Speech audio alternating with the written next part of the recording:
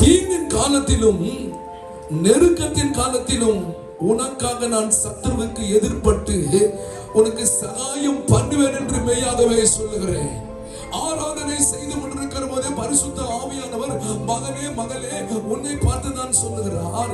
தீங்கின் காலம், அடுத்தது நெருக்கத்தின் காலத்திலும் நான் உனக்காக சத்துருவுக்கு எதிர்பட்டு உனக்கு சகாயம் பண்ணுவேன் என்று மெய்யாக சொல்லுகிறார். அநேகர் நினைக்கிறாங்க, நான் நல்லா தானே இருந்தேன், என் குடும்பத்தை நல்லா தானே நடத்தி கொண்டிருந்தேன், என் வியாபாரம் நல்லா தானே போயிட்டு இருந்துச்சு, என்னுடைய வேலை எல்லாம் நல்லா தானே மூவிங் ஆயிட்டு இருந்தது, நான் எந்த குறைவில்லாம நல்லா தானே இருந்தேன்.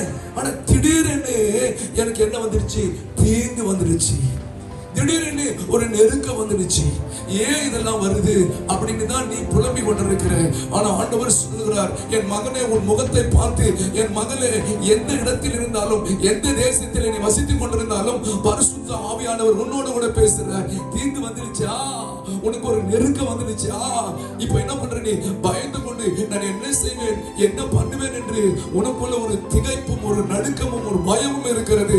கர்த்தர் சொல்றாரு, நான் அந்த தீங்க விலக்கி போட்டு நெருக்கத்தில நீ படுகிற பாடு உபத்திரம் எனக்கு தெரியும்.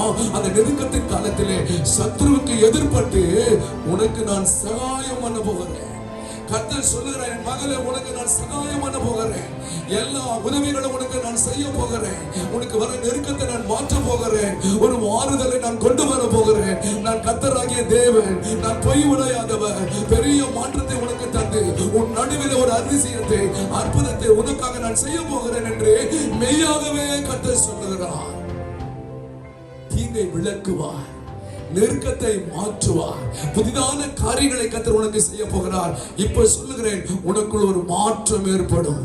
உங்கள் நடுவில் கர்த்தர் ஒரு அதிசயத்தை கர்த்தர் செய்வார்.